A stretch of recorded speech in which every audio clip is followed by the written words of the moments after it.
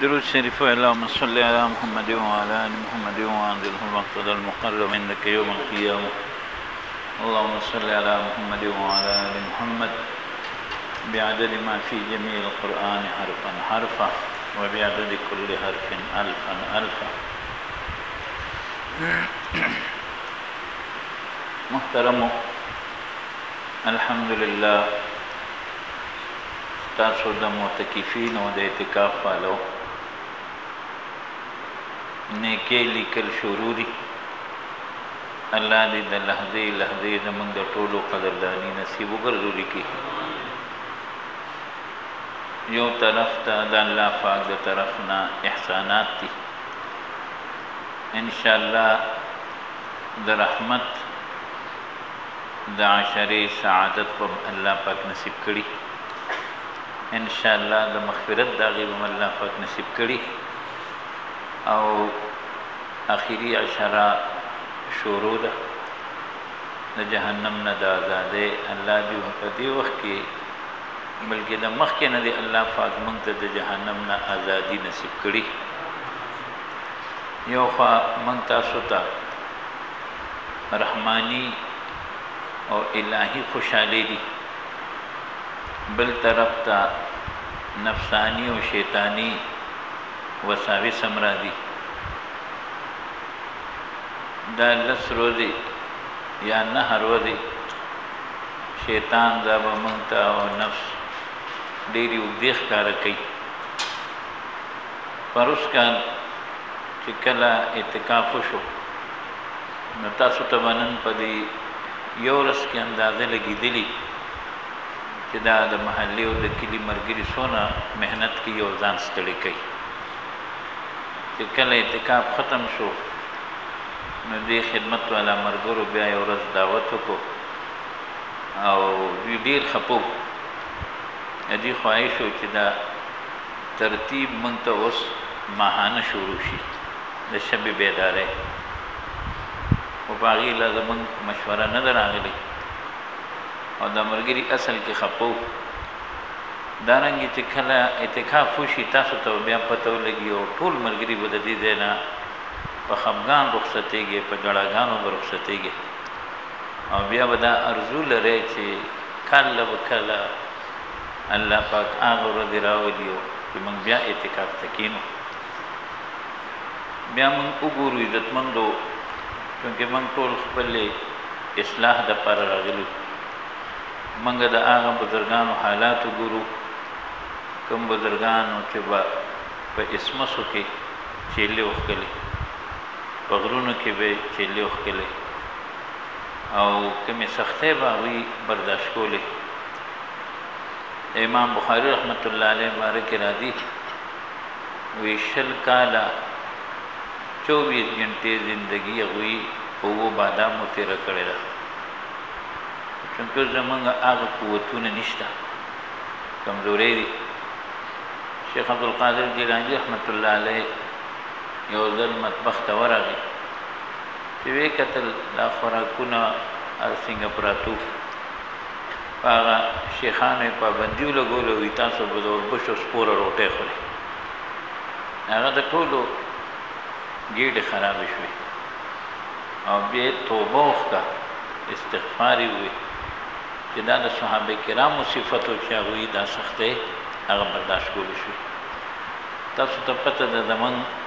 د دې اعتکاف لپاره نه د چاندۍ سیسټم دی، نه دې لپاره موږ په چا باندې یو شی لازم کړی دی. بس الله پاک ته به تاسو هم توجه ساتئ، موږ به هم ساتو. څنګه معمولاتو کې ماښام سورې واقعه ده چې الله پاک ټول ضروریات هغه پوره کړي او د خدمت لپاره کوم ترتیب دی الله پاک ټول نصیب کړي. دا لږې ورځې دي په دې کې چې زموږ کوم مقصد دی چې هغه موږ حاصل کړو او بیا چونکې لیلة القدر په دې اخري عشره کې دی او خصوصا ناتکې شپو کې، نو د نن شپې نه واله اخره پورې هره شپه دا نیت کوي چې کېدای شي دا نن شپه لیلة القدر وي، دا نن شپه لیلة القدر وي. او یوازې د رمضان اخیری اشاره نه د ژوند د هرې شپې قدرداني پکار ده. څنګه پرون تاسو ته ما ویلو کوم ملګري موجود وو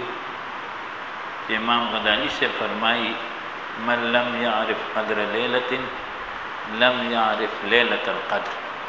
چا چې د هرې شپې قدر ونه پیژن نو د حقیقت کې د لیلة القدر قدر هغه ونه پیژن. او دام ضروري نه ده چې یو کس د ټوله شپه عبادت وکړي، بل د نور پرېوتو نه واله د سبا خطو پورې دې کې چې څونه حده پورې تاسو عبادت کولی شئ هغه کوئ. بیا نن خو ټول ستړي یم، یې غرمه عمر مرام نه دي شوي، سهار ملګري معمولاتو نه وروستو خیر دی سملی، او چونکې ملګري ګڼ دي نو دې وجې نه 1 بجه بیا ملګري په مزه مزه پاسئ، ملګري مونځ ته ځان تیار کړئ. تاسو مسنون اعتکاف کې الحمدللہ شامل ہے. المعتکف یعتکف الذنوب کلها ویجری له الحسنات کلها. اعتکاف کوونکې دې ټول ګناهونه پرېږدي او د ده دپاره ټولې نیکۍ هغه جاري کېږي. الحمدللہ دغه سعادت دې وخت کې الله پاک مونږ تاسو ته نصیب کړی دی. ټول وایي الحمدللہ. کم کس چې خلوص سره د رمضان د اخري عشرې اعتکاف کوي، لکه تاسو راغلي قربانین کړې ده، د اعتکاف په نیت راغلي د دې څه فضیلت دی. نو کم کس چې خلوص سره د رمضان د اخري عشرې اعتکاف کوي نو د ده مخکیني ټول ګناهونه هغه معاف کړي شي او د 2 حجونو او د 2 عمرو ثواب ورته ملاویږي. دارنګې 40 ورځې پورې د اسلام د سرحد چې کوم محافظ او پیرور کوي، اوس یو مسلمان دی او دې 40 ورځې پورې د اسلام د سرحد حفاظت کوي، نو معتکف ته په دې 10 باندې څنګه چې د اړوند فضیلت الله پاک نصیب کوي چې مخکینی ګناهونه الله معاف کوي، د 2 حجونو ثواب الله ورکوي، د 2 عمرو ثواب الله ورکوي، او 40 شپې چې کوم مجاهد د اسلام د سرحد حفاظت وکړو نو په دغه 40 ورځو کې چې دته کوم سعادت نصیب کېږي الله پاک دې معتکف ته په دې اخري عشره باندې هغه نصیب کوي. او چې یو کس 40 ورځو پورې د سرحد حفاظت کوي نو د ده څه فضیلت دی. نو الله پاک دغه انسان لره د ګناهونو نه داسې پاکوي لکه څنګه چې د یو نومولود بچي حال وي. څنګه یو بچي هغه پیدا شي او د ګناهونو نه پاک شي، نو څوک چې 40 ورځې د اسلام د سرحد حفاظت وکړي نو دې دقسې د ګناهونو نه پاک شي. لہذا دغه معتکف د ګناهونو نه دغسې پاک هم شي، مخکینی ګناهونه الله معاف هم کړي، د 2 حجونو د 2 عمرو ثواب ورته الله پاک نصیب کړي. څنګه تاسو ته وختي ذکر شو اعتکاف په 3 قسمه دی واجب چې هغې ته د نظر اعتکاف وي او هغې سره روژه نیول هم لازم دي. 2 نمبر اعتکاف هغه سنت دی چې د رمضان د اخري عشرې اعتکاف دی او دې ته ویلی شي سنت مؤکده علی الکفایه، یعنی د محلې په مسجد کې چې 2 کسان اعتکاف وکړي نو د پوره محلې د طرف نه ذمہ داری ادا کیږي، او کو چام اعتکاف اونکو نو په ټوله محله والا باندې با د ترک سنت مؤکده ګناه هغه راځي او دې لپاره عمر او شرطه. 3 نمبر اعتکاف مستحب دی څنګه چې وختي ذکر شو. نفلی اعتکاف عام وخت کې اوس تاسو سنت اعتکاف شروع دی، مسجد له سړی منټ ډول مرادي او دې نیت وکړي نوې ته سنت الاعتکاف لیکي دیو کې دته الله پاک دا سونه ساتي دي نو دا اعتکاف ثواب الله پاک دې تور کوي. او بیا کم اعتکاف مسنونه چې دی نو دا غي د پاره څنګه وختي تاسو ته ذکر شو د شلمي روزي د انور پریوتو نه مخکې مسجد ته داخلي دل دا لازم دي، بغیر د ضرورت نه اعتکاف والا به د مسجد نه بهر نوځي، دا وتل بغیر د ضرورت نه دا حرام دي او د اعتکاف دپاره سبب د ماتېدو دی. د ضرورت دپاره وتل فرض که غسل واجب دی، یعنی د مونځ د فرض دپاره اودس کوي، اودس ماتوي، رکوټې لوی، نو دې بقدر ضرورت د مسجد نه وځي، دا جایز دي. کم جماعت کې د جمعې مونځ نه کېږي، نو دویم جماعت ته معتکف د جمعې دپاره تلی شي، دا جایز دي. خو دلته د جمعې خپل ترتیب شته، نو تاسو ته دغه اجازت نشته. خو که دغسې کس وي چې کم مسجد کې دی 5 وخته مونځ کېږي خو جمعه پکې نه پړاوېږي، نو دی بل جماعت ته تلی شي، خو دی به فضول وخت نه تېروي، واپس به زر راځي. او که یو سړی په دیهاتو کې په مسجد کې اعتکاف کوي، نو چې کوم دی د جمعې شرایط هغه نه پوره کېږي، نو بیا د جمعې دپاره دغه اعتکاف کوونکي لره وتل هغه جایز نه دی، ولې په دیهاتو کې جمعه هغه جایز نه ده. دارنګې یو انسان دی نو د ضرورت راغی، نو دی اون فضول ټیم به نه تېري، حسب ضرورت. هسې نه چې موږ تاسو باروزو اوس فرض که کو بیت الخلا ته سړی په نمبر کې ولاړي، نو هغه خیر دی، دغه یو مجبوري ده. د هغې خو صورت کې دي چې دلته کړکۍ نه ملګري ښکاري، بعضې وخت ملګرو ته د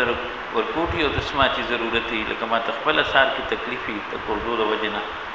نو خیر دی نږدې په ټیم شته که یو ملګری صرف اودس ماتوي، بعضې وخت یو ملګری هغه هر وخت اودس نه کوي، بعضې ملګرو ته تکلیف وي عذر وي ورته، نو که تاسو لږ اخوا زه یو اودس ماتوئ رکوټې هم کله سړی صرف اودس مات کړي، استنجام نه کوي،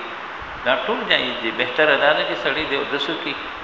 کو دغه نه وي استنجا دې وکړي، دغه هم نه وي، کم از کم تیمم وي، دغه هم نه وي، سړی اودس مات کړي، بس راشي. زموږ اسان دین دی. کله کله یو ملګري ته د لوی اودس ماتي تکلیف وي، بل ملګري هسې رکوټ اودس ماتي دپاره، نو دغه ټولې خبرې چې لږې هغه ملحوظ نظر وي. دارنګې بل مسجد د قرآن کریم اورېدو دپاره تلل، که څوک به وخت اعتکاف نیت وکړي، نو دا جایز دی، ګنې جایز نه دی. دلته د دغې هېڅ موږ او تاسو ته کمی نشته، الحمدلله ټول ترتیبونه هغه برابر دي. دارنګې احتلام ضرورت راغی، نو د مسجد د آدابو رعایت دې وکړي، تیمم دې ووایي، بهر ته دې لاړ شي، غسل دې وکړي، واپس دې در راځي. او د دغې وجې نه د ده په اعتکاف په روژه باندې څه اثر هغه نه پرېږدي. انسان عاجزه دی، انسان ته کله د معدې تکلیف راشي، نو هر څنګه طبي ضرورت دپاره دی د مسجد نه بهر هغه وتلی شي. حتی لکه دلته خو ستاسو ترتیب هغه برابر دی، د ملګري خدمت کوي، د خپل وسلان دی، الله دې ټول ضروریات پوره وګرځولي کړي. دا د اوس نه زاهد مولوي صاحب غریب لاړ ستړی ستومان او چا څه دی ته روټو پسې، نو موږ تاسو به دغه قربانۍ کوو، ځان ته به دا نو درو، الله جزای خیر نصیب کړه. فرض کې یو سړی اعتکاف ته ناست دی او د ده د روټۍ انتظام نه کېږي، او د کور نه څوک روړونکي هم نشته، یا یو کس دی او دی همت نشي کولی چې چاته ووایي، نو دی د روټۍ دپاره هم کور ته تلی شي، خو دی به نور وخت نه لګي او دی به هغه کانه روړي او مسجد کې به هغه وخوري. که یو کس داسې یو ریاحي مرض کې مبتلی چې د معدې د ګیړو د بادو تکلیف دی دته، او ریاحي بادي مرض کې داسې مبتلا دی چې نور خلکو ته تکلیف دی، نو داسې کس دپاره اعتکاف هغه ممنوع دی. او که فرض کا یعنی ضرورت راشي یو کس ته، نو دې کوشش کوي چې دې د مسجد نه بهر شي، واپس ته زر راشي. او بیا مفتي رشید احمد صاحب هومیوپیتھک یو دوی مې یاده کړې ده چې هغې خوړلو سره بیا بدبویي نه راځي. زنانه کې اعتکاف کوي، نو بس کور کې خو بدای چې مخکې نه د مونځ کوم ځای خاصي او بقدر ضرورت چې دا پکې مونځ او آرام کولی شي دونه ځای هغه ځان لپاره خاص کړي او د دې لپاره دغه ځای د مسجد حکم لري بلا ضرورت د دې لپاره بهر وتل هغه جایز نه دي یو زنانه اعتکاف کې ناسته ده او دې خپل عذر راغی ماهواري عذر راغی یا د نفاس عذر راغی نو د دې اعتکاف هغه مات شو د طبي ضرورت لپاره د معتکف د مسجد نه بهر تلل لکه طبي ضرورت کې وړي بولي لوی بولي غسل جنابت واجب وضو لپاره د اعتکاف په حالت کې د مسجد نه وتل دا جایز دي استراری او مجبوری حالت راغی الله دې نه راولي پرځ کې مسجد کې ورو لګي یا د راپریوتو د وجنه یو معتکف ته د مسجد نه بهر وت د اوس مجبوری ده نو دې سره د اعتکاف نه ماتېږي په داسې صورت کې د دې بل مسجد ته زرانو رسي بغیر د عذر په مسجد نه سکوت اعتکاف هغه مات شو بلا عذر د مسجد نه وتل جما کول یا یو کسوت او د خپل بیبي سره داسې د مینې خبر شروع کړي چې د انزال شو او یې په قص باندې روزه مات کړه یا یو کس مرتد شو یا پاگل شو یا مسلسل بهوشه پاتې شو نو دې صورتونو کې اعتکاف هغه فاسد شو بعضې کارونه داسې چې هغې سره اعتکاف ماتېږي نه خو اعتکاف سره مکروه کېږي لکه کو یو سړی بس اعتکاف کې ناست یو بالکل د خاموشي اختیار کړې ده نو او دا خاموشي دی عبادت ګڼي نو داسې نه ده پکار دی چې دی ذکر کوي تلاوت ته کوي درود شریف دی وي نفس خاموشي چې دی نور ذکر مکر تلاوت نه کوي او خاموشي د اختیار کړې ده دارنګې فضول یعنی بکواس کول او د خرید او فروخت سامان مسجد ته راوړل دې سره اعتکاف هغه مکروه کېږي او که فرض کا د یو معتکف د مخکې نه اودس دی او دی بیا د اودس د پاسه اودس کوي نو د دې لپاره د مسجد نه بهر تل دا درست نه دي وضو علی الوضو چې څه ته وایي بس هغه مخکینی وضو د دشته دی معتکف د مخکې نه با وضو دی نو بیا د اودس د پاسه اودس عام وخت کې دا نور نه لا نور دی خو دې لپاره بهر تل چې کوم دی نو هغه نه دی پکار او بیا نفلی اعتکاف د دې دغه شرایط وغیره نشته په مسجد ته لږ ټیم لمرالی وستا اعتکاف وشو چې واپس ووتې په خپله باندې هغه مات شو اجتماعي اعتکاف عام حالاتو کې په داسې مسجد کې اعتکاف کول هغه افضل دي کوم ځای کې چې د جمعې لمونځ کېږي چې د جمعې لمونځ لپاره د مسجد نه بهر تل پرېو نه دي او دا مسجد د محلې او په ښار کې کوي نو بهتره ده لیکن کو دیو مصلحت د وجنه د بلې محلې په مسجد کې یا بل ښار ته یو کس لاړ شي څنګه چې تاسو راغلي او یو کس اعتکاف وکړي نو په دې کې شرعاً څه حرج نشته څنګه چې نن سبا مشایخ خپل متعلقین او متوسلینو دپاره اعتکاف کوي نو په دې اجتماعي اعتکاف کې د اعتکاف سره سره د دغه متوسلینو د مریدانو تربیت هم مقصود وي او دا اجتماعي اعتکاف د اعتکاف نه اعتکاف دی او بل طرف ته د یو تربیتګاه صورت اختیار کی تربیت شي خو په شرط دی کې چې دا عمل رسمي نه وي بلکې د دینی فایدې د لحاظ لاندې داسې وکړي لکه څنګه چې نبی علیہ السلام صحابه کرامو سره په مسجد نبوي شریف کې اجتماعي اعتکاف فرمایلی نبی علیہ السلام صحابه کرامو سره مسجد نبوي شریف کې ای کتاب لکھی جیسا کہ پیغمبر صلی اللہ علیہ وسلم نے صحابہ کرام کے ساتھ مسجد نبوی میں اجتماعی اعتکاف فرمایا تھا بلکہ دا صحابہ جی نبی السلام سره ناسو نو دا اجتماعي او اجتماعي نو پېښې نو د دې وجه نه د اجتماعي اعتکاف ډېر فواید دي او د صحبت ځان لا یو ډېر لوی اثر وي د دې وجه نه مرګري راشي کله کله زموږ په شان کمزوري وي خو نورو ملګرو ته وګوري نو خربوزه کو دیکھ کر رنگ پکڑتا ہے ایسے انسان سره خپل احساس پیدا شي چې زما په خوا کې د ما سره کوم مرګري هغه د دې جوخ دې د اعتکاف کوي د عبادت کوي دا په کوم شان سره دی کوي ما د زندگی څنګه هغه تیر کړی دا رشید احمد گنگوی رحمت الله علیه په دې باندې خو لکه علمي رنگ ډیر غالب وو او چې کله دې نه حاجی صاحب نه حاجی امداد الله مهاجر مکی رحمت الله علیه نه یعنی بیعت کو نو په یو موقع حضرت داسې وکړل چې هغوی بل کس ته وایي چې د ده بستره ما سره نږدې واچوه د ده بستره ما سره نږدې واچوه هغې چې ټوله شپه د دې عبادت ته کتل نو سوال نه پیدا کېدی چې هغه وده شوي د دې وجې نه موږ تاسو راغلي په دې کې عجیبه خلک دي موږ د هغې عباداتو ته وګورو دارنګې سبا کم معمولات دي او بیا د تجوید کم کلاس دی نو ملګري هغې له ډېره توجه ورکړي د ډېرو ملګرو سورې فاتحه غلطه وي ورپسې قل هو الفاظ غلطي د مول الفاظ غلط وي نو حتی لوسه د موږ د دې ټولو نسبتونو هغه کوشش دی چې دغه ټول نسبتونه هغه جاري وي الله دا راتل قبول او منظور وګرځوي که ټول ملګري د نبی علیه السلام دپاره او نبی علیه السلام نه تر آدم علیه السلام پورې او د قیامت پورې د ټولو مسلمانانو د راتلونکو نسلونو لپاره هم یو ځل الحمد درې ځله قل هو وایي